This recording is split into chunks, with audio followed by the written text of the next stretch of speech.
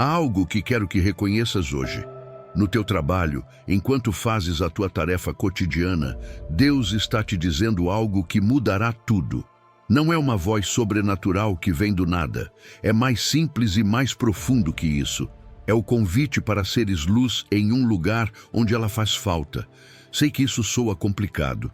Falar de Deus no escritório, na oficina, onde a concorrência é dura, onde os atalhos são tentadores, onde o medo da rejeição paralisa.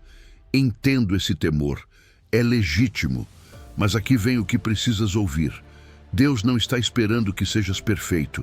Ele está esperando que estejas disponível. Antes de começarmos, quero que faças algo agora.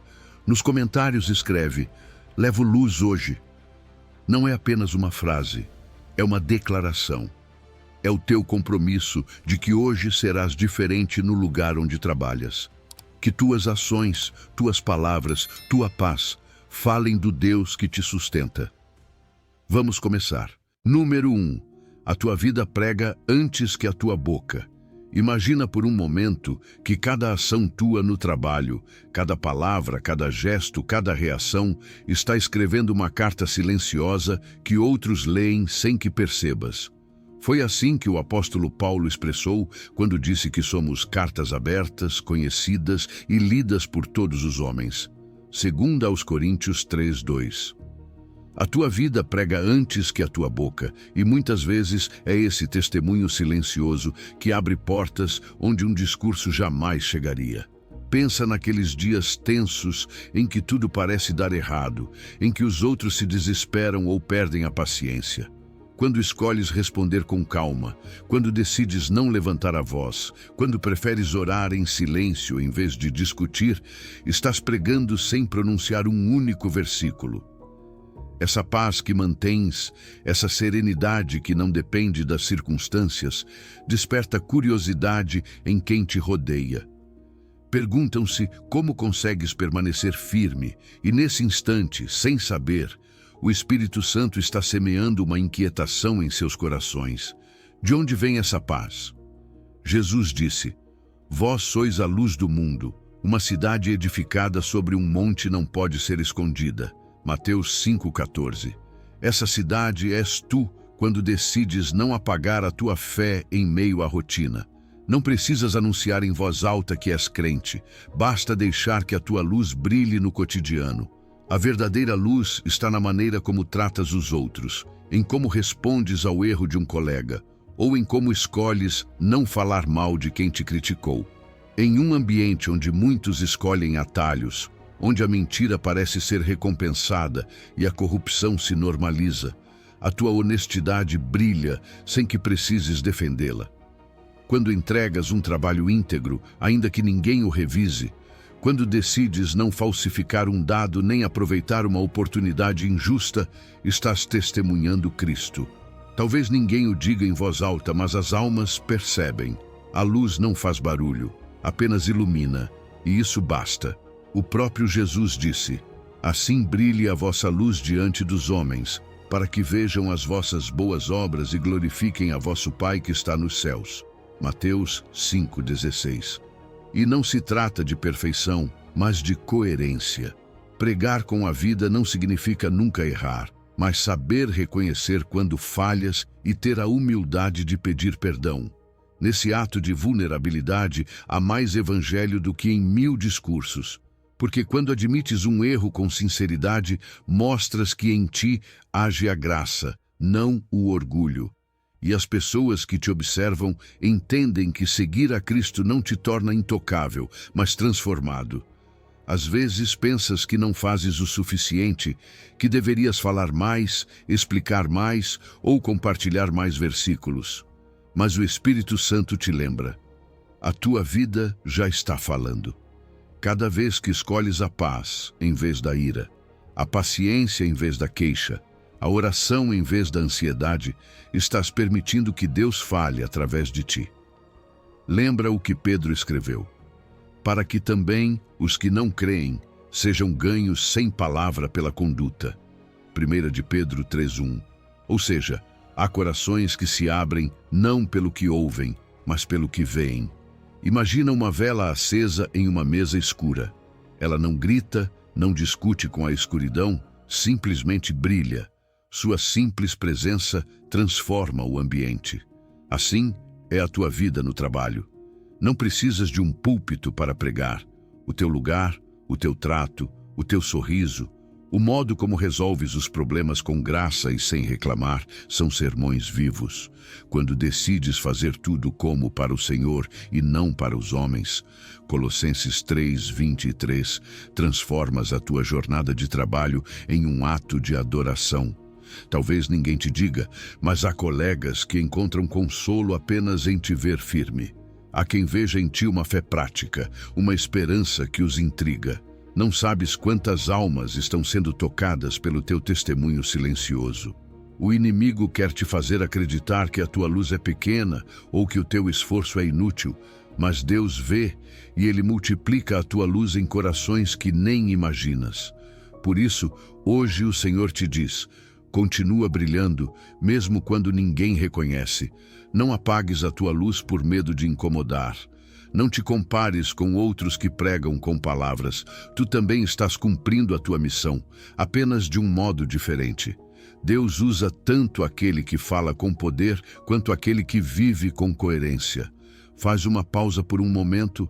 Pensa em 3 áreas da tua vida profissional onde já estás sendo luz. Talvez na tua paciência, na tua honestidade ou no ânimo que dás aos outros. Agradece a Deus por isso. Diz em teu coração: Senhor, obrigado porque a minha vida já prega sobre ti, ainda que às vezes eu não perceba. E que esta seja a tua oração. Pai, ajuda-me a ser luz onde há sombras. Que a minha paz desperte curiosidade, que a minha integridade fale mais alto que as minhas palavras, e que os meus erros se tornem oportunidades para mostrar a tua graça. Ensina-me a trabalhar como se cada tarefa fosse para ti, e que tudo o que eu fizer na minha jornada seja uma oferta de amor. Em nome de Jesus. Amém. A tua vida já está pregando. E quando compreenderes isso, entenderás que o maior sermão que podes dar não se pronuncia, se vive. Número 2. Consagração do espaço de trabalho como altar. Talvez você nunca tenha pensado assim, mas essa mesa onde você trabalha, essa oficina onde suas mãos se sujam todos os dias, esse balcão onde você atende as pessoas, ou esse veículo que você dirige por tantas horas, podem se tornar um altar. Um altar não se trata de pedras ou incenso, mas de presença. Onde você está, o Espírito de Deus está, e onde Ele está, esse lugar se torna santo. Assim como Noé, ao sair da arca, a primeira coisa que fez foi levantar um altar ao Senhor como gesto de gratidão e consagração. Gênesis 8:20. Você também pode começar cada jornada oferecendo esse espaço a Deus. Você não precisa de uma grande cerimônia. Basta um gesto breve, um ato intencional. Ao chegar ao seu trabalho, coloque a mão sobre sua mesa, sua ferramenta ou o volante do seu veículo e diga em silêncio: Senhor, este espaço é teu. Hoje, usa-o para a tua glória. 15 segundos bastam para transformar o ambiente, porque não se trata da duração da oração, mas da disposição do coração. Esse simples ato quebra a rotina e lembra à alma que o trabalho não é apenas esforço humano, mas uma oferta diária ao Criador. A palavra diz em Colossenses 3:23, tudo o que fizerem, façam de coração, como para o Senhor, e não para os homens. Quando você leva esse versículo a sério, o cansaço ganha sentido, a excelência deixa de ser vaidade e a produtividade se torna adoração. Você já não trabalha por aprovação nem por medo de perder o emprego, mas como quem levanta uma oferta sobre um altar invisível. Cada tarefa, cada conversa, cada e-mail enviado se transforma em incenso que sobe ao céu. Consagrar seu espaço de trabalho não requer permissão de ninguém. Você não precisa anunciar nem explicar. É um ato íntimo, privado, mas tremendamente poderoso. Quando você decide começar seu dia assim, está dizendo ao inimigo: este lugar não me pertence, pertence a Cristo. E então, Tudo muda: o ambiente, a atitude, até a forma como você enfrenta as dificuldades. Porque quando o Espírito Santo ocupa um lugar, nada permanece igual.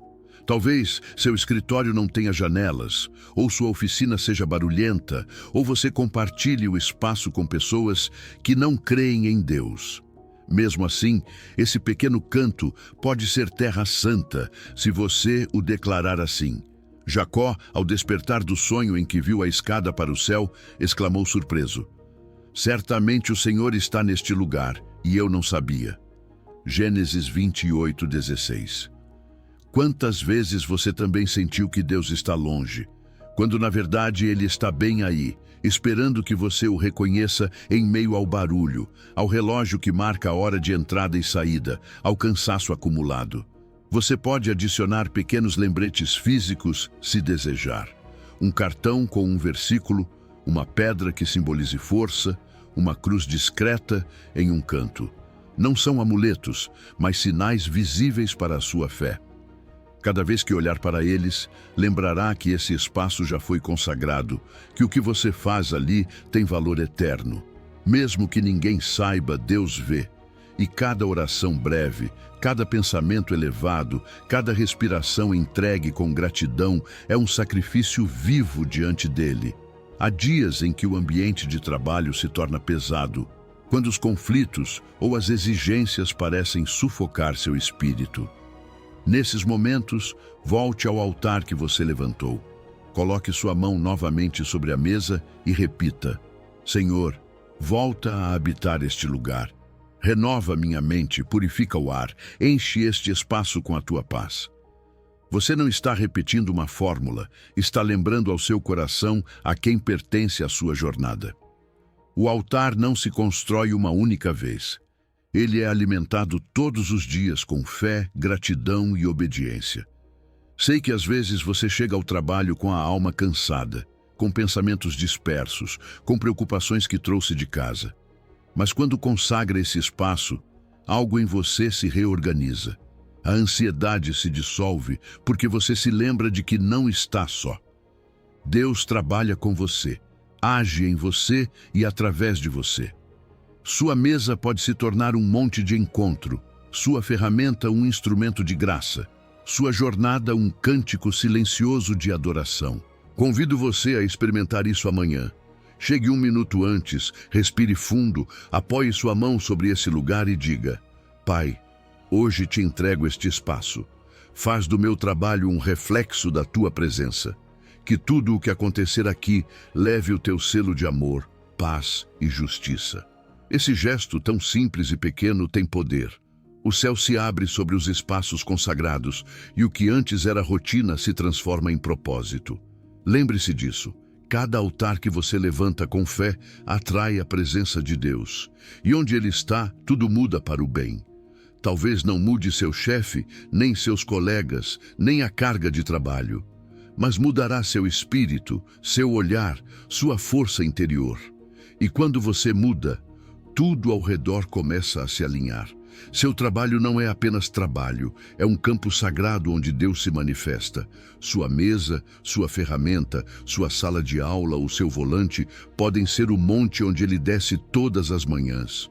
Se você crer, se consagrar, verá o cansaço se transformar em alegria e a obrigação em adoração.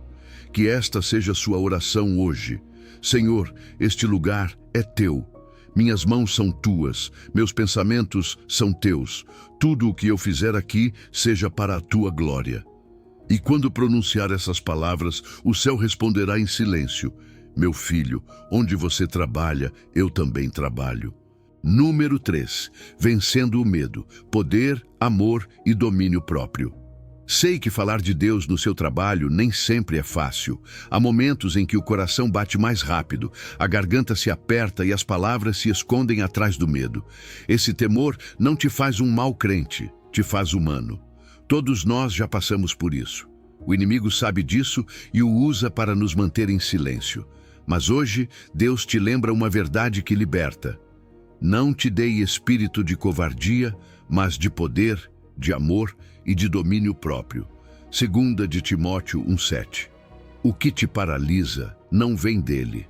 Dentro de você habita um espírito que empodera, que ama e que te dá controle sobre seus pensamentos e emoções.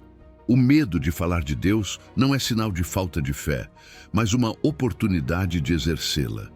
Você não precisa se sentir corajoso para agir. A coragem não se sente, se escolhe. Ela se manifesta quando você decide dar um passo em meio ao tremor, quando obedece apesar da incerteza. Lembre-se de Pedro andando sobre as águas. Enquanto seus olhos estavam em Jesus, ele caminhava. Mas quando prestou atenção ao vento, começou a afundar. Mateus 14:29. Assim também é com você. Se olhar para o ambiente, sentirá que não pode. Mas se olhar para Cristo, avançará, mesmo que o medo ainda esteja aí. A fé não elimina o temor, ela o atravessa. Por isso quero te ensinar algo prático, uma ferramenta espiritual, que pode te ajudar justamente quando sentir aquele nó no peito. Chama-se oração de fôlego. É uma forma simples de conectar sua respiração à presença de Deus. Você não precisa de um lugar especial nem de muito tempo, apenas alguns segundos de consciência. Antes de uma conversa difícil, de uma reunião tensa ou de um momento em que sabe que pode falar da sua fé, pare. Inspire profundamente e diga em sua mente: Senhor, dá-me tua paz. Depois, expire lentamente e responda: confio em ti. Repita isso 3 vezes. É comunhão. É lembrar à sua alma quem está no controle. Cada inspiração te enche do Espírito. Cada expiração libera a ansiedade. Essa breve oração não apenas acalma seu corpo, mas também reorganiza sua mente e centraliza seu coração na verdade. E quando você está em paz, pode ouvir melhor o Espírito Santo. É Ele quem falará por você, quem colocará as palavras exatas quando chegar o momento. Jesus prometeu: quando vos entregarem, não vos preocupeis com o que haveis de dizer, porque naquela hora vos será dado o que deveis falar. Mateus 10:19. Essa promessa continua viva. Você não precisa preparar um discurso perfeito. Deus não busca oradores profissionais, mas corações disponíveis.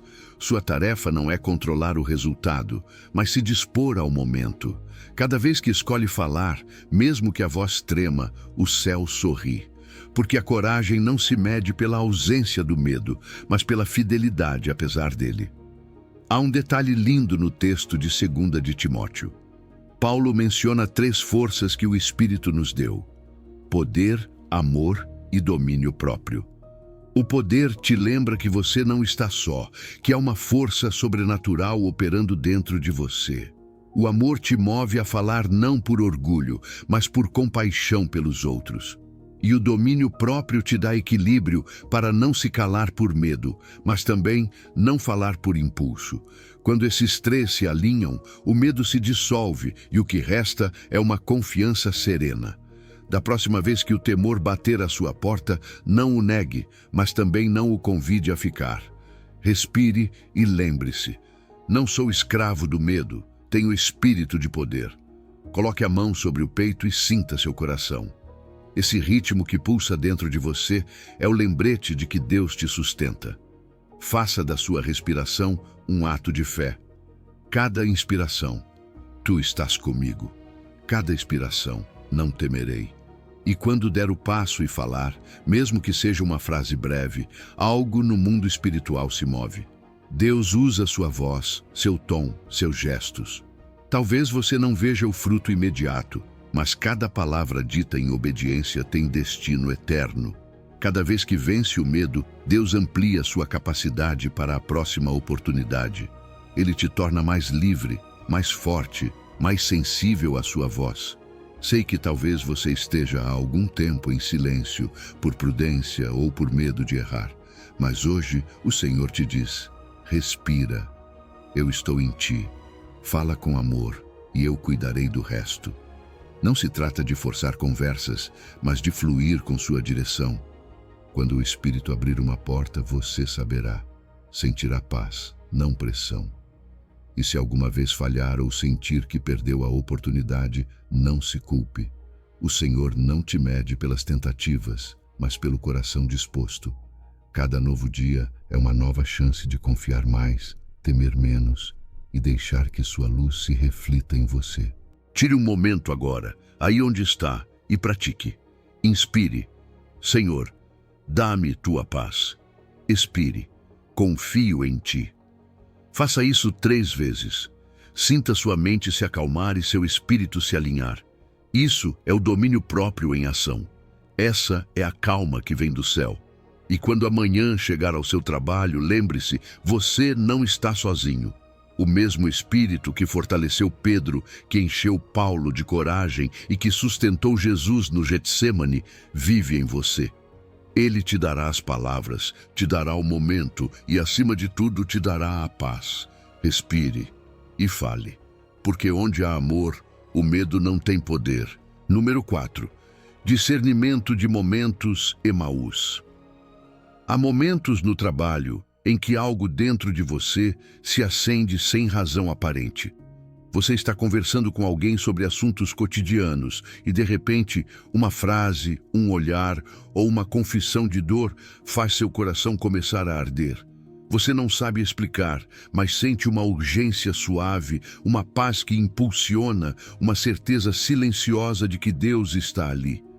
Esse instante não é coincidência, é um momento Emaús. Foi assim que os discípulos viveram quando caminhavam tristes rumo a Emaús. Jesus ia com eles, mas não o reconheciam. Só depois, quando ele lhes falava e explicava as Escrituras, disseram entre si: porventura não ardia o nosso coração quando ele nos falava no caminho? Lucas 24:32. Aquele ardor não era emoção humana, era o Espírito se revelando em meio a uma conversa comum. E o mesmo acontece com você quando, sem planejar, Deus te convida a falar dele no lugar onde você trabalha. Um momento. Emaús não é algo que você provoca, é algo que você reconhece. Acontece quando o Espírito Santo alinha o seu coração com o de outra pessoa. Não se impõe, se percebe, não grita, sussurra, não gera ansiedade, mas paz com propósito. Pode acontecer quando um colega te diz que está cansado da vida, quando alguém te confia um problema familiar ou quando, no meio de uma pausa, surge uma pergunta sobre a fé. É nesse instante que você sente algo diferente dentro de si. Um calor que não queima, uma ternura que transborda, um pensamento bíblico que vem sem ser buscado. Esse é o fogo de Deus acendendo a oportunidade. Mas é preciso aprender a discernir. Nem todo impulso de falar vem do Espírito. Às vezes é o ego querendo convencer ou a ansiedade querendo controlar. O impulso humano empurra, o Espírito convida. O impulso busca ter razão, o Espírito busca curar. O impulso gera tensão, o Espírito produz paz. Por isso, antes de abrir a boca, pare um segundo e pergunte a si mesmo: sinto urgência ou sinto paz? Quero ajudar ou quero convencer? Se há paz, se há compaixão, se há ternura, então é Deus. Se há pressa ou desejo de vencer um argumento, é melhor se calar e esperar. Aprenda a ouvir enquanto escuta. Enquanto seu colega fala, ouça suas palavras, mas também ouça o seu interior. O Espírito fala em paralelo. Ele pode trazer à sua mente um versículo, uma imagem, uma frase simples. Talvez você se lembre de que Jesus disse: vinde a mim todos os que estáis cansados e sobrecarregados, e eu vos darei descanso. Mateus 11:28. Não pense demais. Não tente elaborar um discurso, apenas siga o fluxo. Os momentos Emaús são como ondas. Se você as reconhece, elas te elevam. Se tenta forçar, elas se quebram. E se um dia você sentir esse ardor e o ignorar, não se culpe. Apenas pergunte ao fim do dia: tive hoje um momento Emaús que deixei passar? Por que não respondi? Esse exame diário não é para te punir, mas para despertar sua sensibilidade espiritual. Deus é paciente. Se você não responder uma vez, Ele te dará outra oportunidade. Seu propósito não depende da sua perfeição, mas da sua disposição. Também pode acontecer de você não sentir nada por dias ou semanas. Não se preocupe. A semeadura tem estações. Nem todo dia é de colheita. Haverá dias de silêncio em que seu papel será apenas ouvir e acompanhar. Esses dias também são santos. Jesus caminhou longos trechos com os discípulos sem revelar sua identidade. A revelação veio ao final, quando partiu o pão. Assim também com você. Haverá conversas que apenas preparam o terreno e outras em que Deus se mostrará claramente. Você só precisa caminhar, ouvir e confiar. Se quiser cultivar esse discernimento, ore a cada manhã com uma frase simples: Senhor, ajuda-me a reconhecer hoje os momentos Emaús que colocares diante de mim. Dá-me sensibilidade para sentir quando meu coração arde. Essa oração abre seus ouvidos interiores. Não pede oportunidades, pede olhos para vê-las. E quando esse momento chegar, você saberá. Não haverá dúvida, apenas uma certeza suave. Imagine isto. Você está no corredor do escritório, alguém te conta que o filho está doente e você sente um impulso sereno de dizer: posso orar por ele? Você o faz com simplicidade, sem medo. Esse instante pode parecer pequeno, mas é eterno. É Cristo caminhando com você em meio ao trabalho, transformando uma conversa casual em um encontro divino. Deus não te pede para falar o tempo todo, mas para falar no tempo dele. O discernimento é isso, reconhecer o tempo dele. Em Eclesiastes nos é lembrado que tudo tem o seu tempo e há tempo para todo propósito debaixo do céu. Eclesiastes 3:1. Se você aprender a esperar o tempo dele, verá milagres silenciosos que nenhum esforço humano poderia alcançar. Às vezes o coração arderá forte, outras apenas uma centelha, mas ambas são sinais do mesmo fogo. Cultive essa sensibilidade. Não se apresse, não se frustre. Jesus continua caminhando com você a cada jornada, esperando o momento perfeito para revelar sua presença. Ao final do dia, quando voltar para casa, ore assim: Senhor, obrigado por caminhar comigo. Se hoje houve um momento Emaús que eu não percebi, ensina-me a reconhecê-lo amanhã. Quero ser instrumento do teu amor em cada conversa e descanse sabendo que o mesmo Cristo que fez arder o coração dos discípulos continua acendendo o seu. Porque quando o seu coração arde, não é emoção, é Deus te dizendo: fale agora, eu estou aqui. Número 5. Relação primeiro, mensagem depois. Há algo que o Espírito quer te lembrar hoje.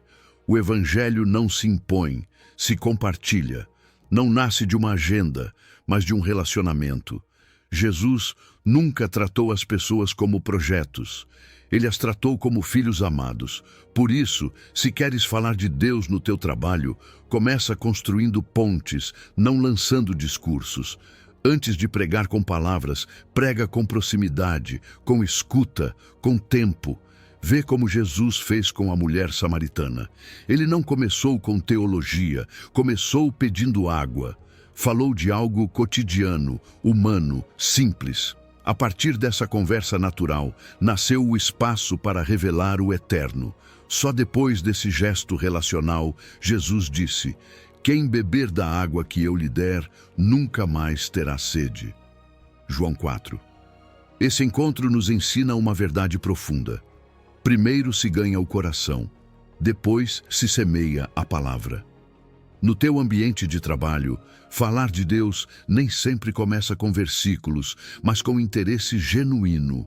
Quando te aproximas de um colega e perguntas como está a família dele, como ele se sente, o que o preocupa, estás abrindo um espaço espiritual. Escuta sem pressa.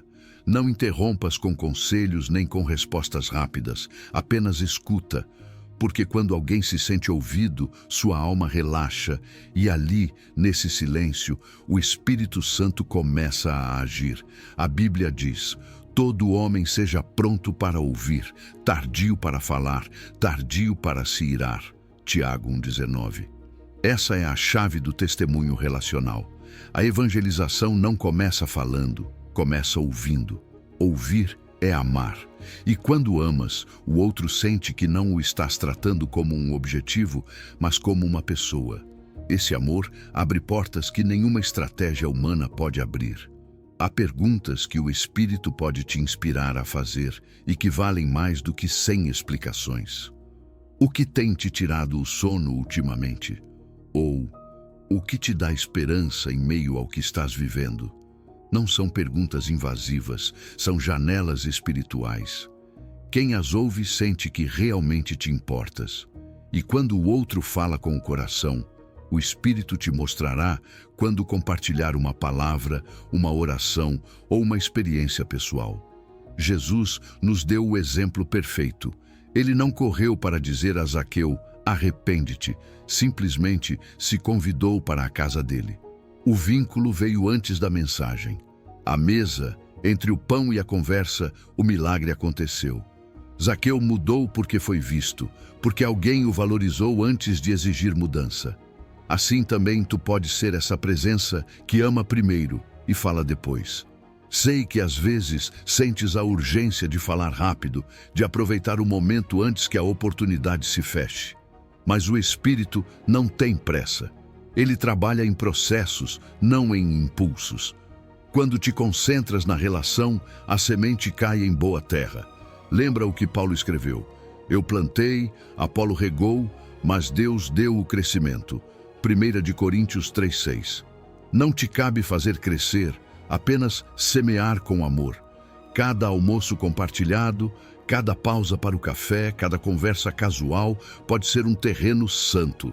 A cafeteria pode se tornar um templo se o teu coração estiver disponível. Não precisas transformar cada encontro em pregação. Basta estar presente, genuíno, atento. Às vezes, a melhor forma de falar de Deus é refletindo-o sem mencioná-lo, porque o amor sem máscara se torna o idioma mais poderoso do reino. Respeita o ritmo do outro. Nem todos estão prontos hoje para ouvir sobre fé, mas todos precisam se sentir amados. Semeia sem ansiedade. Talvez hoje só plantes confiança, e amanhã Deus usará essa confiança para abrir um coração. A paciência também é uma forma de testemunho. Jesus esperou 30 anos para iniciar seu ministério. Sua vida foi preparação silenciosa, relacionamento constante com o Pai e com as pessoas comuns. Pensa nisto. O que aconteceria se, em vez de tentar ganhar almas, começasses a cuidar de corações? Se, em vez de preparar respostas, aprendesses a fazer perguntas? Talvez descobrisses que o Evangelho não se trata de ter razão, mas de encarnar o amor. E esse amor só pode fluir quando decides te aproximar sem máscara, sem roteiro, sem plano. Nesta semana, pede ao Senhor que te mostre uma pessoa em quem possas investir tempo. Não com intenção oculta, mas com ternura genuína. Convida-a para tomar um café, caminhar um pouco, conversar sobre a vida. Pergunta com interesse real, escuta sem interrupções. E quando o Espírito te der o sinal, fala a partir da tua experiência, não da obrigação.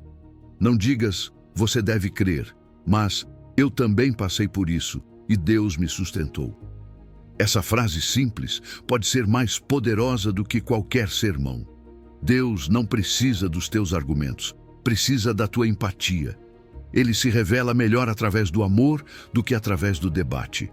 Por isso, hoje, ele te diz, constrói a ponte, eu atravessarei por ela. Tu semeia com carinho, ele fará germinar a fé no tempo perfeito. E quando terminares o dia, ora assim, Senhor, ensina-me a amar antes de falar, a olhar com compaixão, a ouvir com atenção e a servir sem interesse. Que minhas palavras nasçam sempre do vínculo, não da urgência. Que cada relação seja terreno onde tua presença floresça. Porque quando escolhes primeiro a relação, a mensagem encontra seu caminho.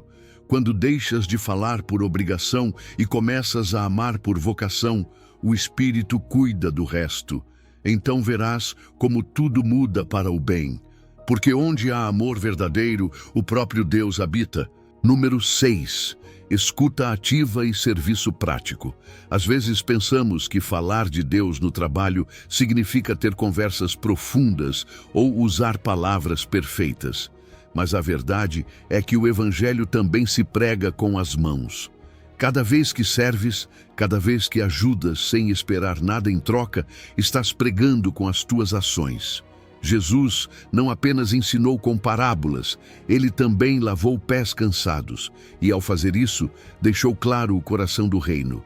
Se eu, o Senhor e o Mestre, lavei os vossos pés, também vós deveis lavar os pés uns dos outros, porque vos dei o exemplo. João 13:14-15.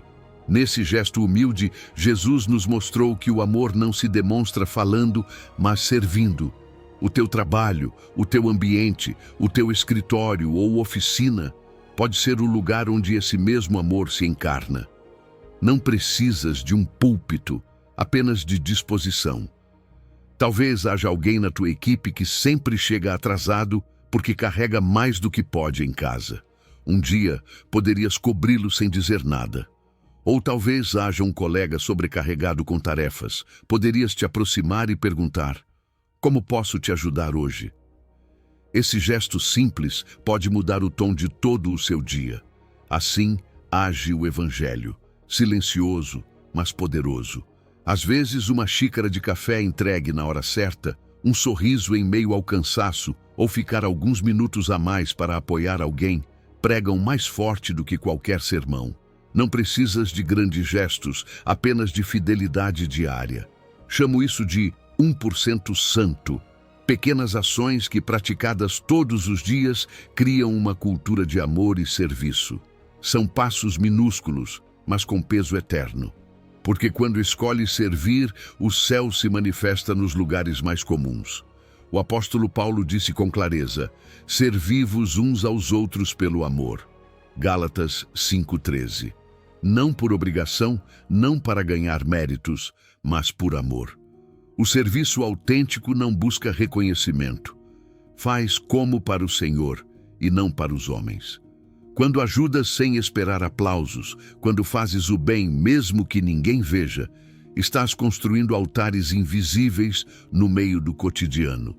Deus vê cada pequeno ato, até mesmo aqueles que o mundo ignora. E sei que muitas vezes pensas que teus gestos são insignificantes, que não valem tanto diante das grandes palavras. Mas não subestimes o poder de uma ação guiada pelo amor. Jesus multiplicou pães e peixes, mas antes alguém teve que oferecer o seu almoço. Não foi um grande sermão que iniciou aquele milagre, mas uma pequena oferta prática. Assim também tu. As tuas mãos podem ser o ponto de partida de um milagre na vida de alguém. Quando serves, abres corações. Quem recebe a tua ajuda começa a se perguntar: por que ele faz isso? O que o move a agir assim? E então, sem forçar, sem pressionar, abre-se a oportunidade de falar sobre Deus. Não porque buscaste o momento, mas porque o momento te encontrou. O serviço cria o espaço onde as palavras de fé fazem sentido. Pensa nessas microações que poderias praticar nesta semana. Talvez levar um café extra para alguém exausto. Talvez escrever um bilhete com uma frase de ânimo e deixá-lo sobre a mesa de um colega que passa por um momento difícil. Talvez oferecer o teu lugar em uma reunião cheia, ou simplesmente ficar 10 minutos a mais para ajudar a concluir um projeto. Esses pequenos atos têm um eco celestial. São sementes do reino que o Espírito sopra no coração de quem as recebe. Lembra-te de que o serviço nem sempre é confortável. Às vezes, implica fazer o que outros não querem fazer, limpar o que ninguém nota, ouvir o que ninguém quer ouvir. Mas é nesse terreno escondido que Cristo se revela.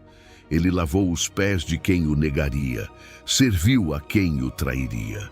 Não o fez porque era fácil, mas porque o seu amor não dependia do mérito do outro. Esse mesmo amor habita em ti. E quando servires, faz em silêncio. Não precisas anunciar, nem esperar gratidão. O serviço oculto é o mais puro. Cada vez que escolhes amar com tuas ações, o reino avança um passo no teu ambiente de trabalho.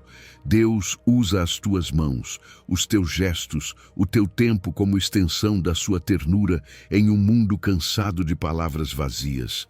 Talvez ninguém te diga obrigado, mas o Pai que vê em secreto te recompensará. Cada microação conta. Cada 1% santo se acumula até que um dia olhas para trás e percebes que, sem planejar, foste a presença de Cristo no teu trabalho. Nesta semana, pede ao Espírito Santo que te mostre 3 formas concretas de servir. Não busques o grande, busca o possível. Uma xícara, uma ajuda, um sorriso. Esses gestos serão sermões vivos que outros lerão sem que tu os pronuncies. E ao terminar cada jornada, ora assim: Senhor, obrigado pelas mãos que me deste para servir. Que tudo o que eu fizer hoje, mesmo que pequeno, seja para a tua glória. Que o meu serviço reflita o teu amor e que cada gesto seja uma semente de fé no coração de alguém. Porque quando serves com amor, o trabalho se transforma em ministério. As tuas mãos se tornam pregadores silenciosos e o teu dia uma oferta viva. Então compreenderás que falar de Deus no trabalho nem sempre se faz com a voz. Às vezes se faz com o serviço. Número 7. Integridade. Rejeitar atalhos. Falar a verdade. Há batalhas que não se travam com palavras, mas com decisões silenciosas. Todos os dias, quando chegas ao teu trabalho, entras em um campo onde a pressão te convida a ceder só um pouco. Uma mentirinha para evitar um conflito, uma pequena exageração para parecer melhor, um silêncio cômodo diante de uma injustiça. E é nesses momentos que tua fé é provada mais do que em qualquer sermão. A integridade não é algo que se prega, é algo que se vive, e sem ela, qualquer palavra sobre Deus perde peso. Por isso, a Escritura diz: portanto, permaneçam firmes, cingindo-se com o cinto da verdade. Efésios 6,14. Sem esse cinto, todo o resto desaba. A verdade não é apenas um valor moral, é uma veste espiritual. Quando escolhes a verdade, estás te cingindo do próprio Cristo, porque ele disse: eu sou o caminho, a verdade e a vida. João 14,6. É fácil falar de fé quando tudo está em ordem, mas o verdadeiro testemunho aparece quando decides fazer o que é certo, mesmo sabendo que poderás perder algo. A integridade é esse tipo de obediência que ninguém aplaude, mas que o céu celebra. Todas as manhãs, antes de entrar no trabalho, faz uma breve oração. Senhor, hoje visto o teu cinto da verdade, não permitas que minhas palavras ou meus atos se deslizem para o engano. Dá-me coragem para falar com graça e firmeza. É uma oração de 10 segundos, mas é um ato de guerra espiritual. Ela te lembra de que tua batalha não é contra chefes, sistemas ou colegas, mas contra as forças que tentam roubar tua coerência. Faz um diagnóstico diário. Pergunta a ti mesmo: em que área hoje sou tentado pelo atalho? Talvez sintas vontade de mentir para encobrir um erro ou de inflar um relatório para parecer mais eficiente. Talvez estejas diante do dilema de silenciar uma injustiça para não criar conflito. Identifica essa área e decide em teu coração que não negociarás com a verdade. Não precisa ser agressivo nem confrontador.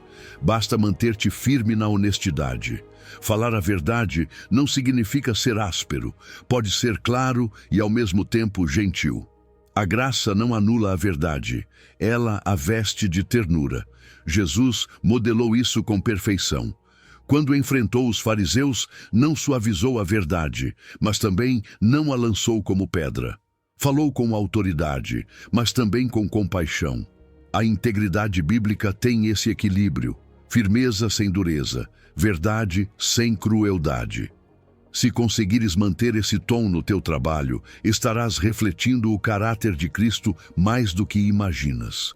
A integridade nem sempre é notada de imediato, mas deixa marcas. Talvez ninguém te parabenize por recusares participar de uma trapaça, ou por admitires um erro em uma reunião. Mas acredita, as pessoas veem. Mesmo que não digam nada, tua decisão planta respeito. Em um mundo onde muitos escolhem o caminho fácil, quem permanece firme brilha com uma luz diferente. E quando um dia te perguntarem por que agiste assim, ali terás a oportunidade de dizer: porque sigo um Deus que ama a verdade. Lembra-te do que diz Provérbios: a integridade dos justos os guia, mas a falsidade dos infiéis os destrói. Provérbios 11:3. A integridade não apenas guia, ela protege. Quando vives na verdade, dormes tranquilo. Não há medo de ser descoberto, nem ansiedade para manter uma fachada. A verdade liberta, o engano aprisiona. Se nesta semana enfrentares uma situação em que sabes que dizer a verdade pode te custar algo, não fujas. Ora em silêncio: Senhor, sustenta-me. Prefiro perder um benefício do que perder a tua paz. Essa oração te lembrará de que a obediência sempre vale mais do que a conveniência, porque cada não à desonestidade é um sim a Cristo. E embora esse não doa no momento, depois produz paz, respeito e liberdade. Também há verdades que se dizem com ações. Não participar de fofocas é uma forma de falar a verdade. Não rir de uma injustiça é uma forma de dizer: isso não está certo. Não te unires à reclamação coletiva é uma forma de afirmar que tua esperança está em outro lugar. A integridade não é apenas dizer o que é certo, mas agir conforme a verdade quando ninguém está olhando. E se algum dia caíres, porque todos tropeçamos, não te escondas. Reconhecer um erro com humildade também é integridade. As pessoas não confiam em quem nunca falha, mas em quem reconhece suas falhas e corrige seu caminho. A transparência também prega. Todos os dias, ao te preparares para sair, imagina que estás vestindo a armadura de Deus. Ajusta o cinto da verdade com decisão. Diz ao Senhor: hoje não quero agradar aos homens, mas a ti. Ajuda-me a ser fiel no pequeno para te honrar no grande. Essa oração simples te ancora no eterno e te lembra que teu valor não está no que conquistas, mas no que representas. E quando chegar a noite, olha para trás e revisa: defendi hoje minha integridade? Falei com verdade? Se o fizeste, mesmo que ninguém perceba, Deus sorri para ti. Porque a verdade nem sempre te faz vencer, mas sempre te mantém livre. O trabalho pode ser um campo de batalha, mas tu não estás só. O Espírito de Deus caminha contigo. E cada vez que escolhes a verdade em vez do atalho, estás proclamando o Evangelho sem dizer uma palavra. É assim que se fala de Deus no trabalho, com coerência, com coragem, com verdade. Porque quando a verdade governa a tua vida, tudo, absolutamente tudo, começa a mudar para o bem. Número 8. Excelência como oferta diária. Deus não separa o sagrado do cotidiano. Ele olha para a tua mesa, tua oficina, tua sala de aula, o teu balcão e diz: aqui também quero ser adorado. Porque quando fazes teu trabalho com excelência, não estás apenas cumprindo uma obrigação. Estás erguendo um altar invisível onde cada esforço se transforma em oferta. A palavra diz com clareza: tudo o que fizerem, façam de todo o coração, como para o Senhor e não para os homens. Colossenses 3:23. Isso significa que cada e-mail bem escrito, cada tarefa concluída com cuidado, cada detalhe revisado com amor, pode ser um ato de adoração. A excelência não é perfeccionismo. O perfeccionismo nasce do medo de falhar. A excelência nasce do desejo de honrar a Deus. O perfeccionismo te esgota. A excelência te enche de alegria. Um te aprisiona na ansiedade de agradar a todos. O outro te liberta para servir com contentamento. A excelência cristã é trabalhar com todo o coração, mas sem carregar o peso dos resultados sobre os ombros. Porque os resultados pertencem a Deus. O esforço, às tuas mãos. Todas as manhãs, antes de começar teu dia, podes fazer uma breve oração que muda tudo. Senhor, entrego a Ti os resultados deste dia, mas assumo com responsabilidade meu esforço. Que o meu trabalho seja uma oferta agradável a Ti. Essa simples oração reorganiza tudo. Lembra-te de que não trabalhas para o chefe, nem pelo salário, nem sequer por teus objetivos pessoais, mas para aquele que te deu os talentos. quando essa consciência se instala no coração, até a tarefa mais repetitiva se transforma em algo sagrado.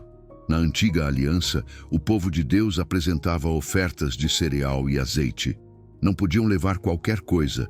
Devia ser flor de farinha misturada com azeite puro e incenso. Levítico 2. Não se tratava de luxo, mas de cuidado. Deus pedia o melhor, não o mais caro, mas o mais intencional.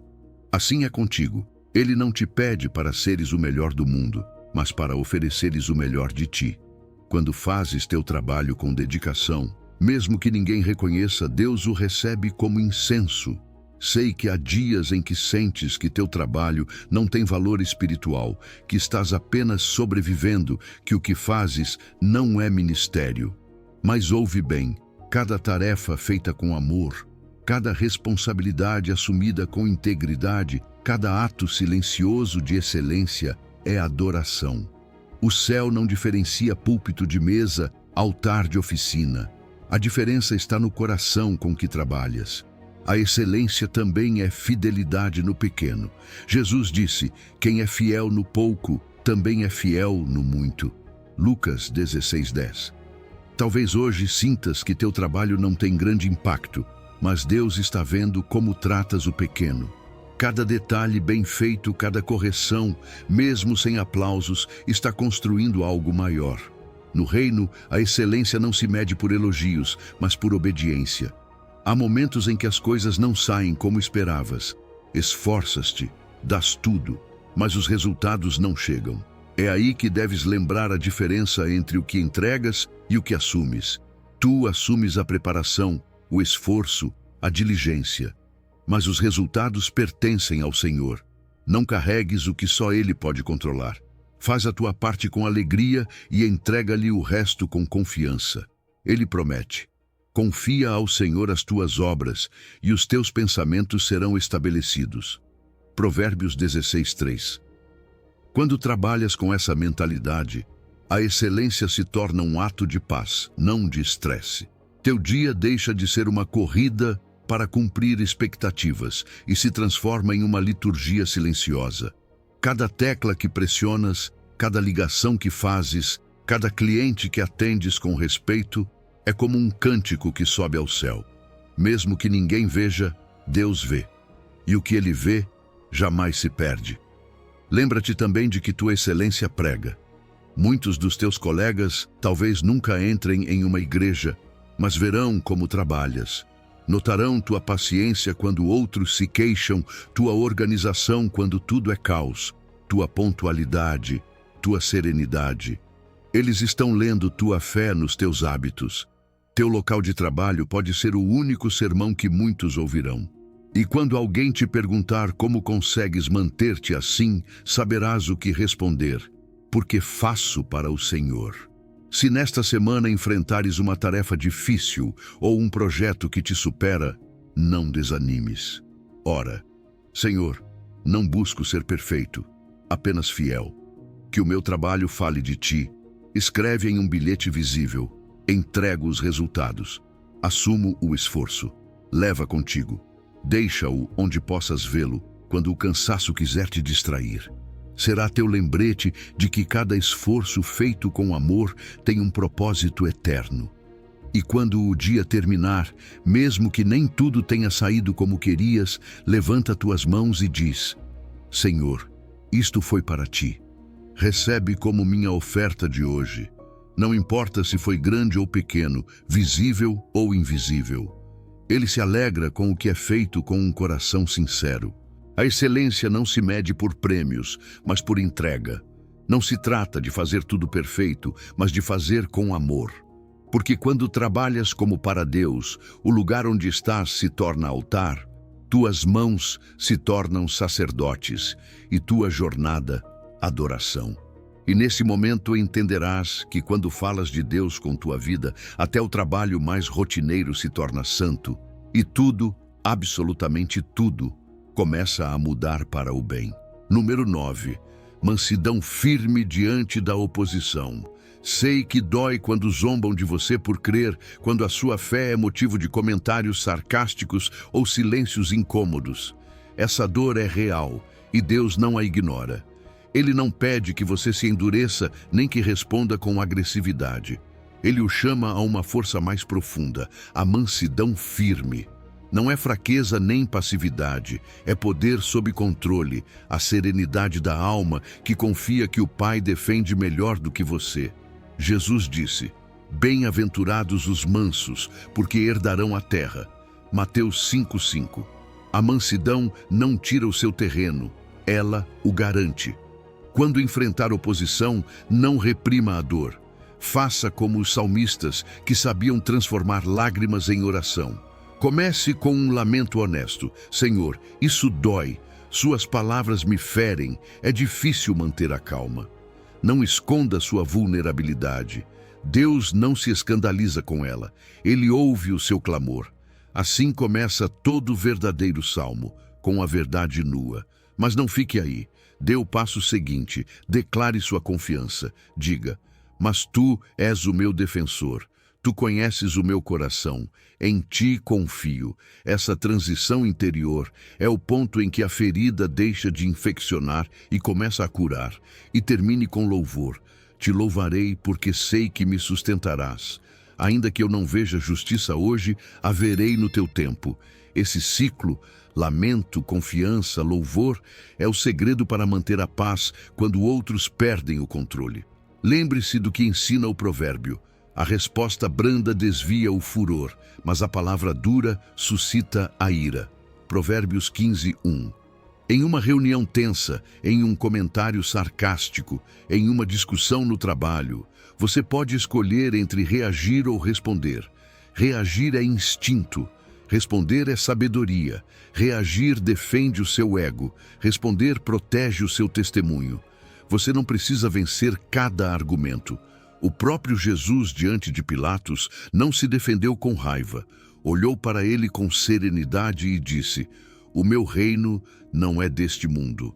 João 18:36. Ele não cedeu sua verdade, mas também não perdeu sua paz. Essa é a mansidão firme, a força de quem não precisa gritar para sustentar o eterno. Cada vez que você escolhe a calma em meio ao ataque, está pregando sem palavras. Sua serenidade é um sinal de outro reino. O mundo não entende como você consegue manter a compostura quando tudo em você deveria explodir. Mas essa calma é Cristo em você, o Espírito Santo governando sua reação. É o que faz de você luz em meio ao caos. Não confunda mansidão com covardia. O manso não é quem se cala por medo, mas quem se cala porque confia. O fraco evita o conflito para não sofrer. O manso o atravessa sem perder a paz. A mansidão não anula a firmeza. Você pode dizer não sem agressão, pode defender a verdade sem ferir, pode se retirar sem ressentimento. Essa combinação de suavidade e força é fruto do espírito, não da vontade humana. E se a oposição se prolongar, se você sentir que o ambiente se torna hostil, não enfrente sozinho. Busque sua tríade de oração, 2 ou 3 crentes com quem possa compartilhar o peso. A comunidade sustenta o que o indivíduo não pode carregar. Jesus, no Getsêmani, levou consigo Pedro, Tiago e João. Não porque não pudesse orar sozinho, mas porque sabia que a alma se fortalece na comunhão. Quando você compartilha sua batalha com outros que oram com você, a paz se multiplica e o inimigo perde poder. Lembre-se também de que a mansidão não elimina a justiça, apenas muda o seu método. Você não busca vingança, deixa que Deus faça a parte dele. O Senhor lhe diz hoje o mesmo que disse ao seu povo: "A vingança é minha, eu retribuirei." Romanos 12:19. O seu trabalho não é ajustar contas, mas manter o coração limpo. Cada vez que você escolhe perdoar, está declarando que confia que Deus ainda governa a história. E sim, haverá momentos em que você se cansará, em que a zombaria doerá tanto que você quererá desistir. Mas quando isso acontecer, lembre-se de que Jesus foi ferido, cuspido, espancado e ainda assim orou: "Pai, perdoa-lhes, porque não sabem o que fazem. Lucas 23:34. Ele o entende mais do que você imagina. Sua mansidão o reflete, sua calma o honra, sua resistência o glorifica. Imagine uma árvore firme sob a tempestade.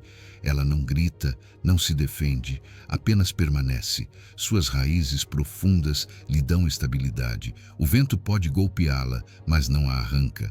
Assim é a fé que repousa em Deus. Enquanto outros reagem com raiva, você permanece firme porque sabe quem sustenta suas raízes. Se nesta semana você enfrentar oposição, pratique a estrutura do Salmo. Lamente diante de Deus em seu tempo de oração. Confie em sua defesa e louve antecipando a vitória. Diga em seu coração: Senhor, tu vês, tu sabes, não preciso me defender, porque tu me defendes. Essa oração será seu escudo invisível.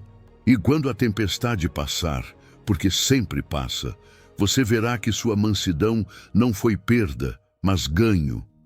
Sua calma terá semeado respeito, e seu testemunho, sem palavras, terá falado do Deus que vive em você. Portanto, não tema quando o perseguirem, quando o questionarem, quando zombarem de você.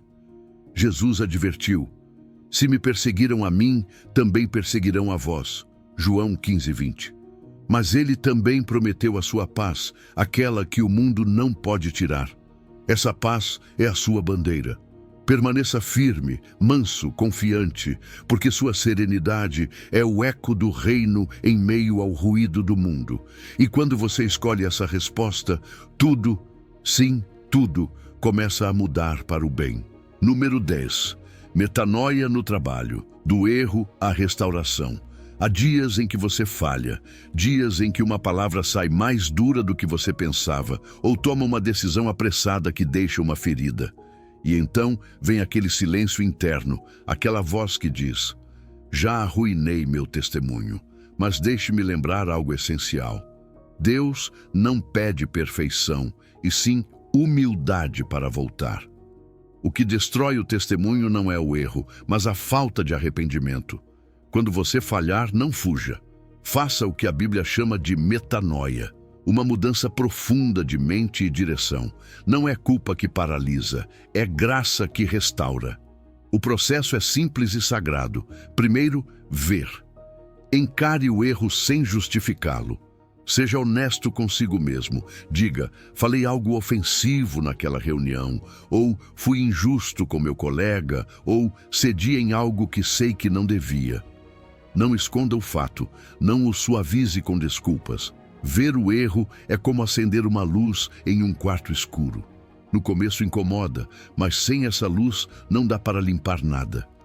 Quando Davi pecou, sua primeira vitória não foi vencer a culpa, mas reconhecê-la. Contra ti pequei e fiz o que é mal diante dos teus olhos. Salmo 50:1-4. Depois vem o segundo passo: doer-se. Não com uma culpa que aprisiona, mas com uma dor que impulsiona a mudança. O verdadeiro arrependimento não para no remorso, ele gera ternura. Diga: Senhor, isso não reflete o teu caráter. Sinto muito de verdade. Permita-se sentir esse peso santo, esse momento em que o coração se amolece e você reconhece que feriu não só alguém, mas também o nome que carrega. Essas lágrimas, ainda que internas, limpam a alma mais rápido que qualquer discurso. Em seguida, decida. O arrependimento não é emoção, é direção. Decida restaurar. Tome a determinação concreta de falar com a pessoa que você feriu ou de corrigir a situação que distorceu. A Bíblia diz: se você trouxer sua oferta ao altar e se lembrar de que seu irmão tem algo contra você, deixe sua oferta ali diante do altar e vá primeiro reconciliar-se com ele. Mateus 5:23-24. Deus prefere um coração reconciliado a um sacrifício ritual. Não deixe o tempo passar. Faça isso logo, de preferência nas próximas 24 horas. Cada minuto de espera é uma raiz de amargura que cresce. E, finalmente, voltar. Dê o passo, mesmo que sua voz trema. Caminhe até essa pessoa. Escreva. Ligue, bata à porta. Não ensaie longos discursos, bastam palavras sinceras. Falei mal com você, reconheço e quero pedir perdão. Talvez não respondam como você espera, mas sua obediência já é vitória. Porque quando você dá o passo de voltar, o céu se move. É o mesmo que fez o filho pródigo. Levantar-me-ei e irei ter com meu pai. Lucas 15:18. A restauração começou no momento em que ele se levantou, não quando chegou. Reconhecer um erro com humildade também prega, talvez mais forte do que quando tudo dá certo. Quando seus colegas o veem pedir perdão sem orgulho, entendem que sua fé é real, não uma máscara de perfeição. Percebem que Deus não apenas o usa quando acerta, mas também o transforma quando erra. Em um mundo onde todos se justificam, um cristão que admite seu erro brilha com uma luz diferente. A humildade é um idioma que todos entendem, e se a culpa sussurrar que você não merece mais falar de Deus, lembre a essa voz o que diz a Escritura. Se confessarmos os nossos pecados, Ele é fiel e justo para nos perdoar e nos purificar de toda injustiça. 1 de João 1:9. Não diz, talvez te perdoe. Diz, Ele é fiel. A fidelidade dele não depende do seu desempenho, mas do seu caráter. Ele não o descarta quando você tropeça. Ele o levanta para transformar o tropeço em testemunho. Imagine esse momento. Você caminha em direção à pessoa com o coração acelerado, mas algo dentro de você está mais leve. Não porque o problema já foi resolvido, mas porque você voltou ao caminho da verdade.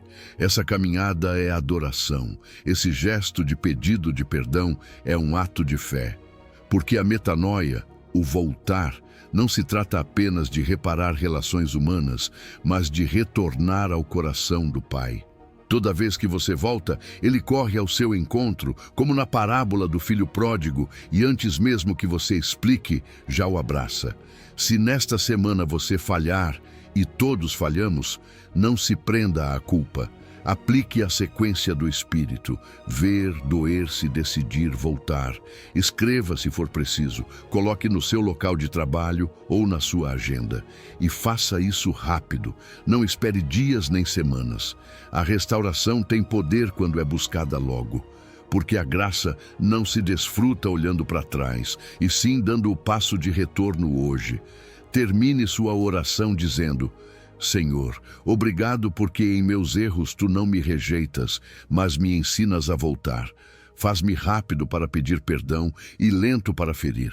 Que minha humildade fale do teu amor mais do que meus acertos.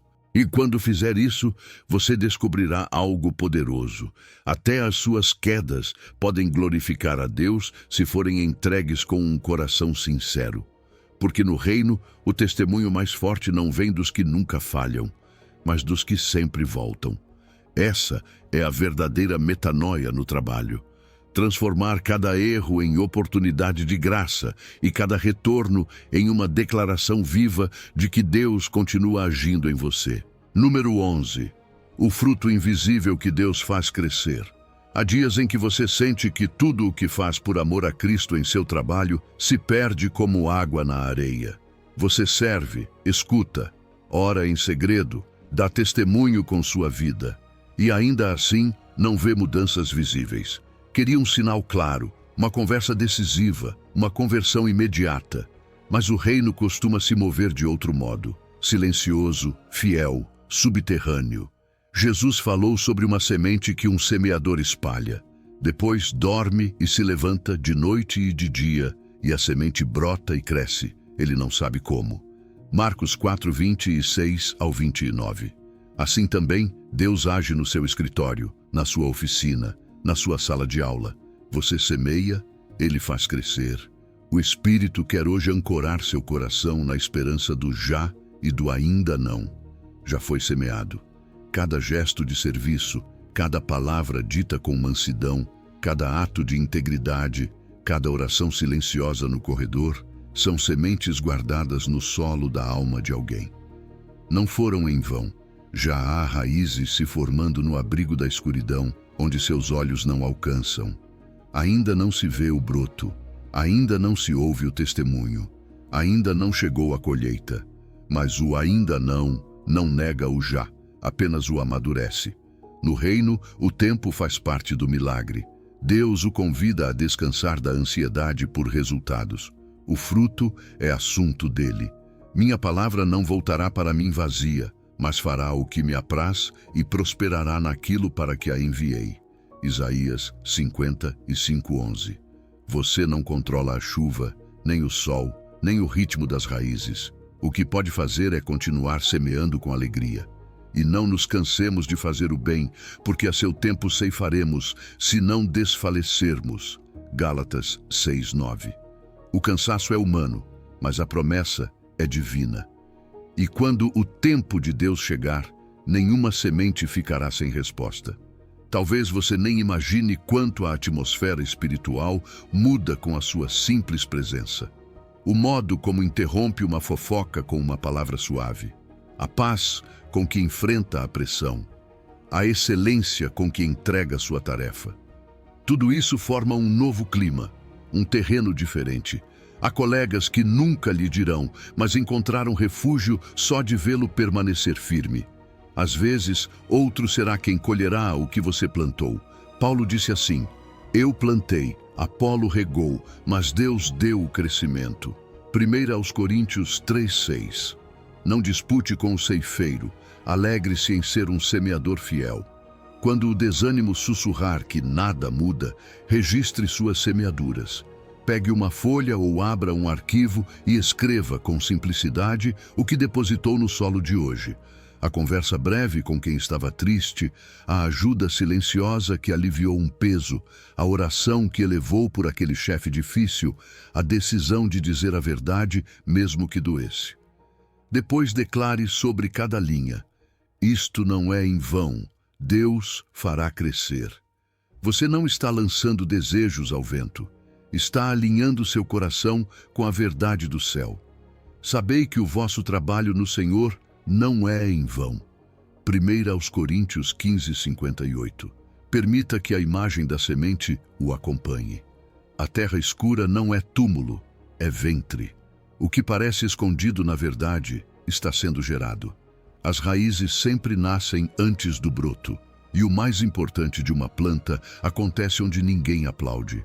Assim também é com as almas. Deus trabalha em silêncios que não lhe pertencem.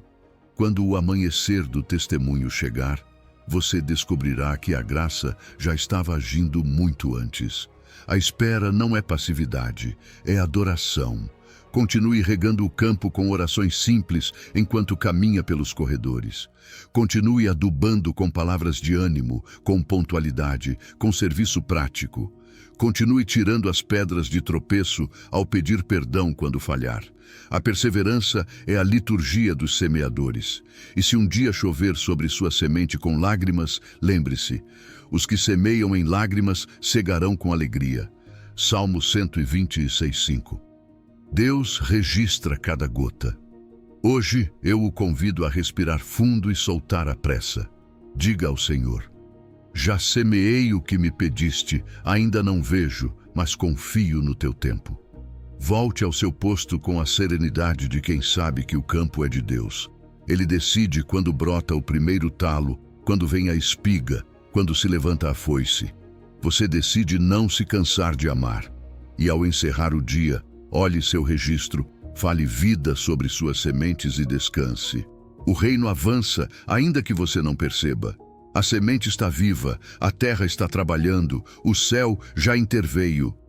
Porque quando você fala de Deus com sua vida, mesmo que ninguém pareça ouvir, o Pai já está fazendo crescer o que você plantou. Esse é o belo mistério do já e do ainda não. Hoje você semeia pela fé, amanhã colherá pela graça. Número 12. Tríades de oração no trabalho. Sei que às vezes você sente que é o único crente no seu trabalho, que ninguém entende suas convicções, que se compartilhar sua fé vão te olhar estranho, que não há com quem orar quando a pressão é demais. Mas deixe-me te dizer algo que o inimigo não quer que você se lembre. Você não está sozinho.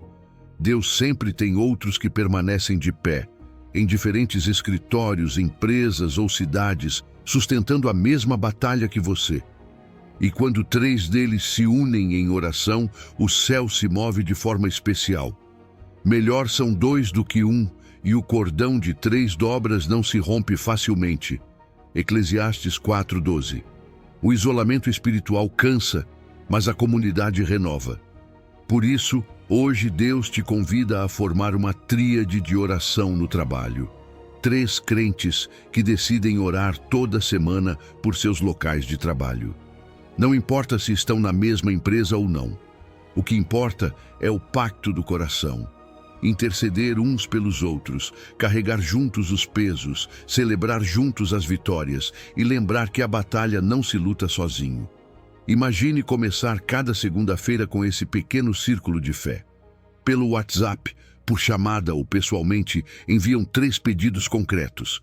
Esta semana terei uma conversa difícil. Orem por sabedoria. Estou cansado. Orem para que eu não perca minha alegria. Tenho uma oportunidade de falar de Deus. Orem para que o medo não me paralise. Depois, durante a semana, cada um ora pelos outros 2. É um ato simples, mas poderoso. 3 almas em acordo podem mudar atmosferas inteiras, porque Jesus prometeu: onde 2 ou 3 se reúnem em meu nome, ali estou eu no meio deles. Mateus 18:20. A tríade também se torna um espaço de prestação de contas amorosa, não de julgamento, mas de encorajamento. Às vezes, você só precisa que alguém te pergunte com ternura: você falou com aquela pessoa? Como foi? Continuamos orando por isso? Essa pergunta te lembra que você não está lutando em vão, que há olhos espirituais atentos ao seu crescimento e corações comprometidos com o seu avanço. É o tipo de acompanhamento que te levanta quando a fé enfraquece. E quando um dos 3 vive uma pequena vitória, talvez consegue perdoar, falar de Deus ou resistir a uma tentação, os outros celebram com ele. Agradecem juntos, glorificam a Deus juntos, reconhecem que a vitória de um é semente de esperança para os demais. Assim se forma uma corda trançada com amor, oração e propósito. Essa corda não se rompe, porque não depende da emoção, mas do compromisso. Talvez você pense: não conheço ninguém no meu trabalho com quem eu possa orar. Então, olhe além das suas paredes. Busque 2 amigos crentes da sua igreja, do seu bairro, de outra empresa. Não importa que trabalhem em lugares diferentes. O que os une não é o horário, mas a missão: levar a presença de Cristo aos seus ambientes de trabalho. Podem orar toda segunda-feira às 7 da manhã, antes de começar o dia, ou no momento que combinarem. Estabeleçam um ritmo, uma regra de vida, como faziam os primeiros discípulos: oração, palavra e serviço.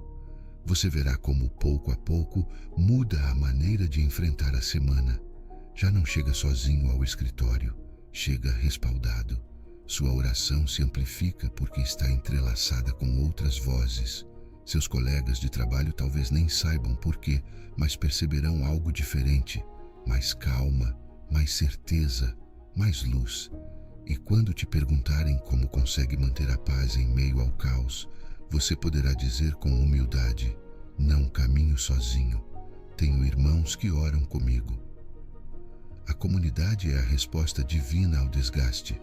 O individualismo espiritual não sobrevive por muito tempo em terreno hostil, mas 3 orando juntos são como uma chama que não se apaga. Onde um se cansa, o outro o sustenta. Onde um duvida, o outro lembra a promessa. Onde um cai, os outros 2 o levantam. Essa é a força da koinonia, a comunhão verdadeira. Convido você a pedir hoje ao Espírito Santo que te mostre com quem formar essa tríade. Não busque perfeição, busque corações dispostos. Ore e diga: Senhor, mostra-me os 2 com quem devo unir minha fé. Quando os encontrar, fale com eles sobre esse compromisso simples, mas profundo. Não é um clube, não é mais uma reunião. É uma corda espiritual para se sustentarem mutuamente no campo de missão do trabalho. E quando estiverem juntos, lembrem-se de que o próprio Cristo está no meio. Não há oração pequena quando Ele está presente. Cada pedido compartilhado é mais um fio que fortalece a corda. Cada testemunho compartilhado é um nó que a torna mais resistente. E quando o inimigo tentar te isolar novamente, essa corda será o seu lembrete. Não luto sozinho, há outros comigo. Nesta semana, dê o passo. Identifique 2 pessoas de confiança e proponha formar uma tríade de oração no trabalho. Estabeleçam o dia, a hora e o compromisso. E quando orarem, declarem juntos: Senhor, este local de trabalho é o teu campo, esta empresa é o teu terreno, e esta tríade é a tua corda. Porque onde há 3 crentes unidos em propósito, o reino avança, a fé se fortalece e as trevas recuam. Assim você descobrirá que falar de Deus no trabalho não é apenas com palavras, mas também com orações compartilhadas. Você não semeia sozinho, semeia com outros. Você não luta sozinho, luta em comunidade. E quando 3 corações se unem para trazer o céu à terra, tudo, absolutamente tudo, começa a mudar para o bem. Número 13. Anúncio cotidiano. Levar boas novas na crise do outro. No lugar onde você trabalha, há corações que caminham em silêncio por vales escuros. Às vezes você os percebe de relance, olhos vermelhos depois de uma ligação, mãos que tremem diante de um relatório, respirações curtas no corredor. É ali que o Evangelho se torna próximo e humilde. Não como um discurso, mas como uma boa notícia breve que cabe em 2 linhas e num olhar compassivo. A Escritura te prepara para esse momento quando diz: estejam sempre preparados para apresentar defesa com mansidão e reverência. 1 de Pedro 3,15. Estar preparado não significa ter um sermão, mas sim um coração atento e uma frase acesa pelo Espírito. Pense em Filipe correndo ao lado do carro do etíope. Ele não invadiu. Perguntou com respeito: você entende o que está lendo? E a partir dessa pergunta, abriu a Escritura e a esperança. Atos 8. Esse é o anúncio cotidiano.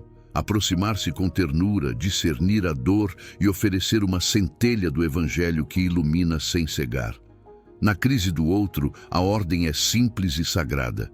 Primeiro compartilhe a boa notícia, depois ouça a resposta. E por fim faça um convite gentil. Nada mais, nada menos.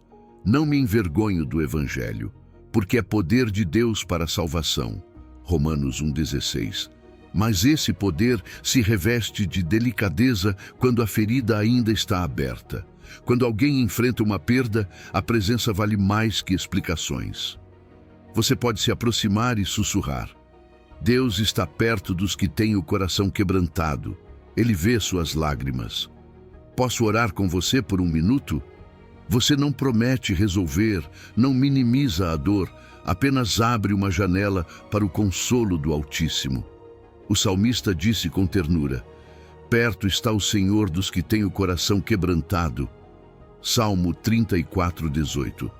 Essa frase, oferecida com respeito, pode ser um bálsamo que sustenta até que a alma volte a respirar.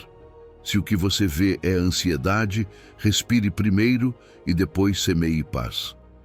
Aprendi que Deus sustenta o que parece estar caindo. Quer que eu ore por sua paz agora ou quando tiver um momento? Talvez o colega abaixe a guarda e acene com a cabeça. Então ore em 30 segundos, sem pressa e sem adornos. Senhor Jesus, olha a pressão que ele está vivendo. Coloca a tua paz em sua mente. Organiza o seu dia. Abre caminho onde não vemos. Amém. A oração específica honra a realidade do outro e dá nome à sua batalha. Diante da desesperança, você pode testemunhar sem impor. Tenho visto Deus abrir portas impossíveis quando tudo parecia fechado. Se quiser, esta semana intercedo por você. O convite pode incluir um gesto prático. Se estiver bem, na quinta te pergunto como está. Você não busca fechar um trato espiritual, apenas permanecer perto com uma fidelidade que aponta para o Pai. Às vezes o sim vem na hora. Outras, o ainda não se torna um obrigado que abre a porta para amanhã. Se surgirem perguntas difíceis, por que Deus permitiu isso? Não fuja nem se perca em teorias. Abrace a humildade. Não tenho todas as respostas, mas sei que Deus não te abandona. Podemos orar juntos? O Espírito pode tomar essa verdade simples e acender vida. Lembre-se de que Jesus convidava com descanso antes de explicar: vinde a mim, todos os que estáis cansados e sobrecarregados. Mateus 11:28. A crise não é um exame da sua teologia, é um altar para a compaixão. Vale a pena preparar suas próprias 2 linhas, como quem leva azeite na lâmpada. Escreva-as e guarde-as no coração.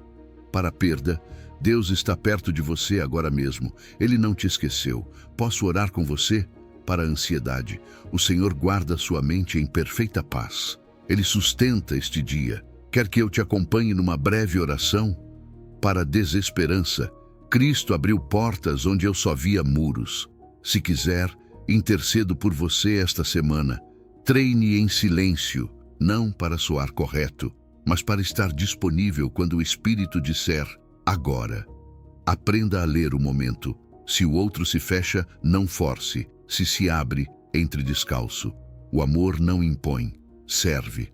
Às vezes, seu anúncio será uma frase e um copo d'água. Outras vezes, uma oração ao lado da copiadora. Outras, uma mensagem à noite. Continuo orando. O invisível também prega. E quando sair dessa conversa, entregue os resultados ao Senhor. Ele sabe fazer germinar o que você apenas semeou. Faça desta semana um ateliê de obediência suave. Peça pela manhã: Espírito Santo, dá-me uma boa notícia breve para quem sofre hoje. Coloca em meus lábios a tua paz. E quando a crise chegar, lembre-se da sequência. Boa notícia, ouvir a resposta, convite gentil. Ali, no barulho do escritório, o Evangelho se fará carne outra vez. Porque falar de Deus no seu trabalho é muitas vezes oferecer 2 linhas de esperança e 1 minuto de oração. O resto, a obra profunda, a restauração da alma, é Ele quem faz. Número 14. Sábado laboral. Descanso como testemunho de confiança.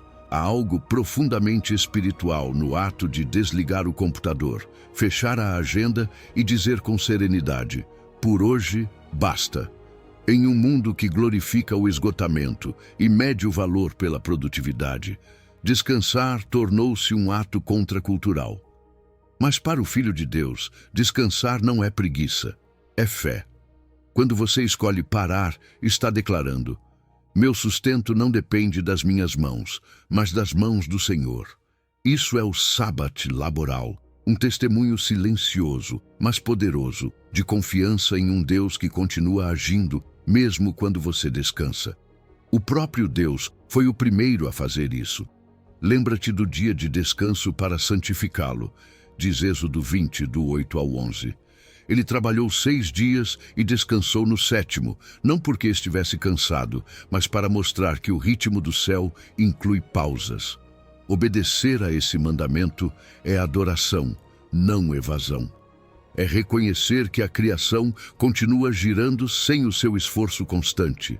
Cada vez que você desliga o notebook na sexta ao entardecer e decide dedicar esse tempo à sua família, à oração ou simplesmente ao silêncio, está pregando sem palavras. Confio que Deus proverá, mesmo que eu não trabalhe 24 horas. O Sabate é uma fronteira sagrada que protege sua alma do desgaste e seu testemunho do cansaço. Porque se você está sempre exausto, se seus olhos estão apagados e sua voz se torna áspera, que evangelho está mostrando? O descanso renova sua luz, limpa a poeira do dia a dia e a reacende.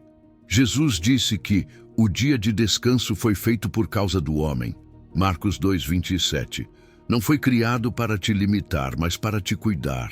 Não descansar é viver como se tudo dependesse de você. Descansar é viver como se tudo dependesse de Deus. Talvez você pense: não posso parar, meu chefe exige, o trabalho não espera. E é verdade, o mundo não para.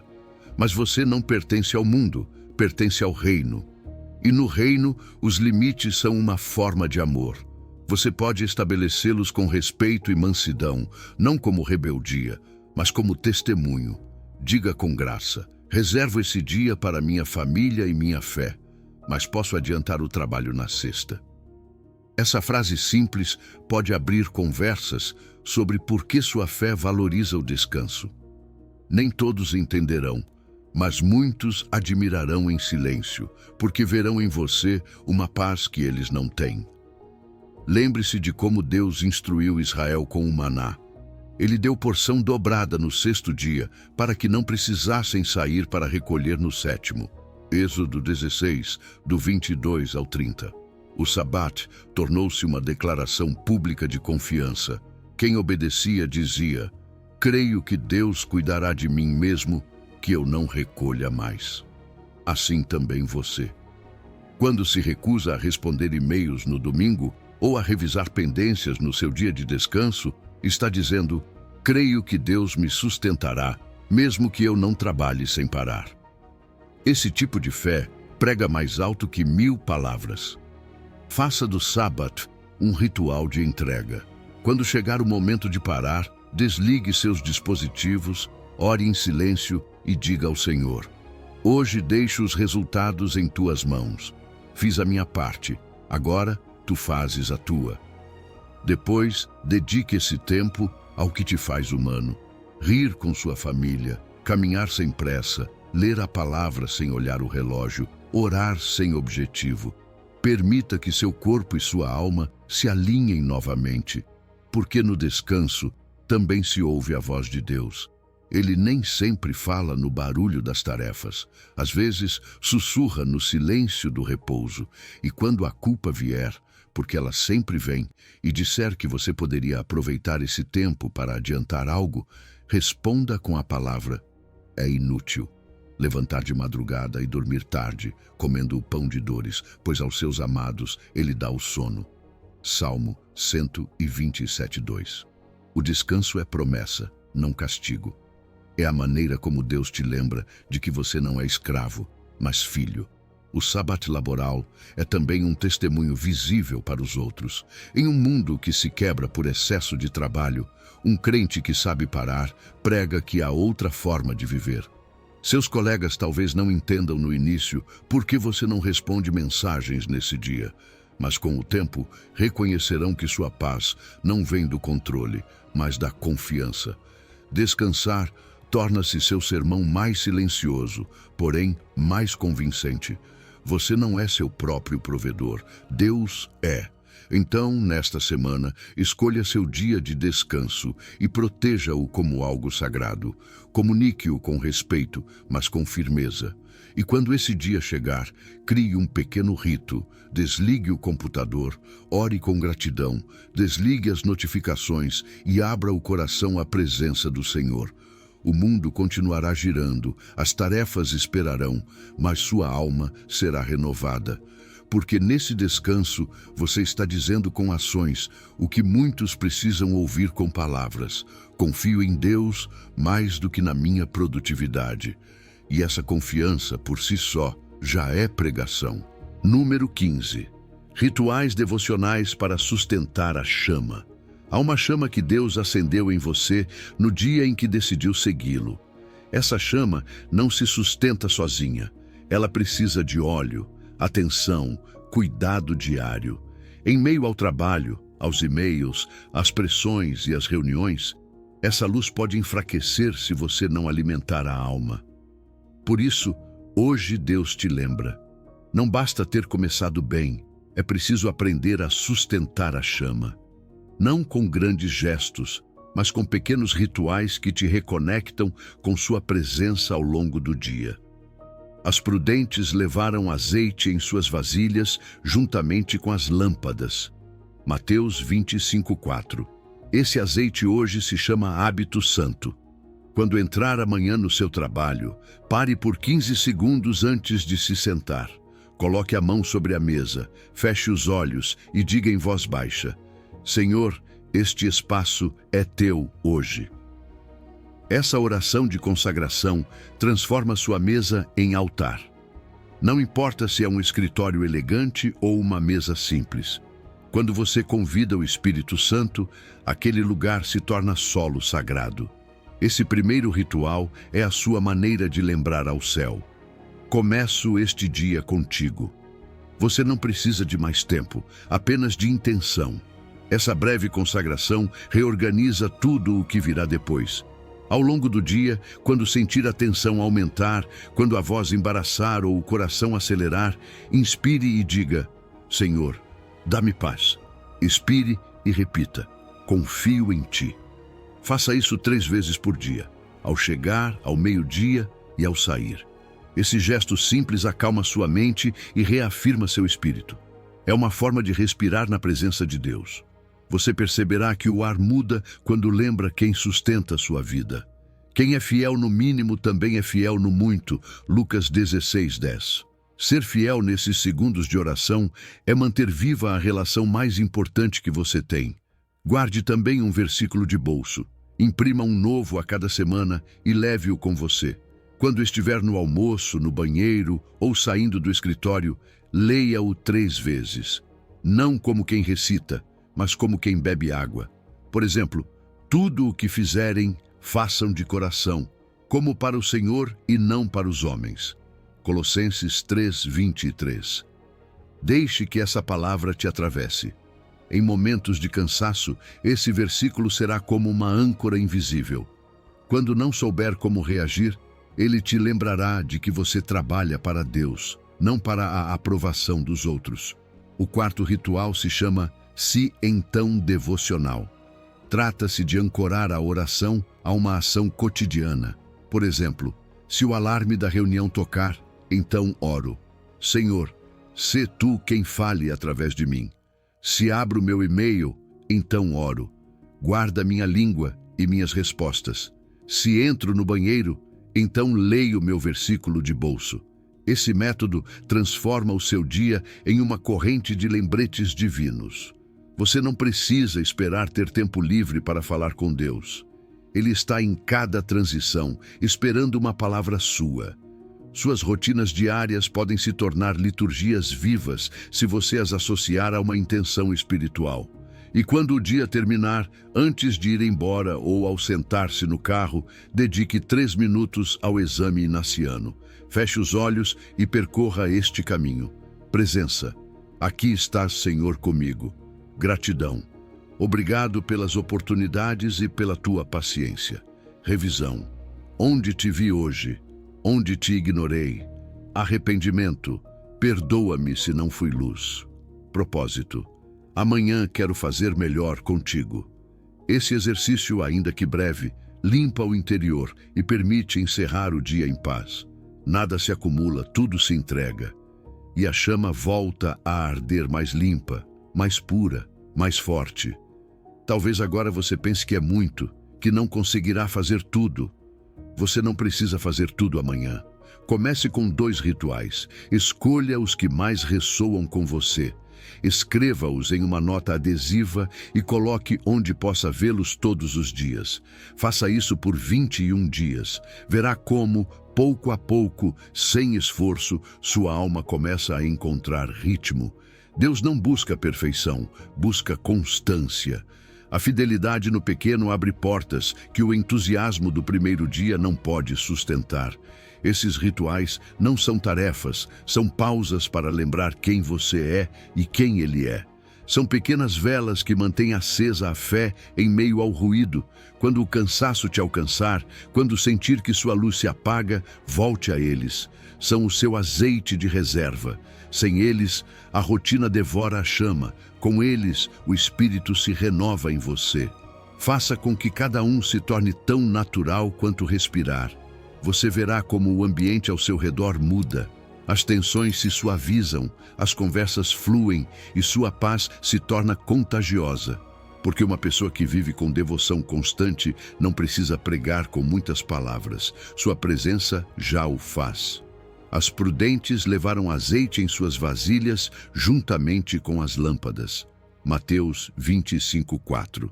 Você é uma dessas virgens prudentes que não deixa a lâmpada se apagar. Hoje Deus te diz: Você já tem tudo o que precisa. Não precisa de mais talento, mais conhecimento ou mais tempo.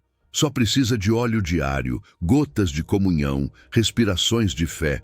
Sustente a chama, alimente o seu altar e verá como, pouco a pouco, cada jornada de trabalho se transforma em um ato de adoração silenciosa.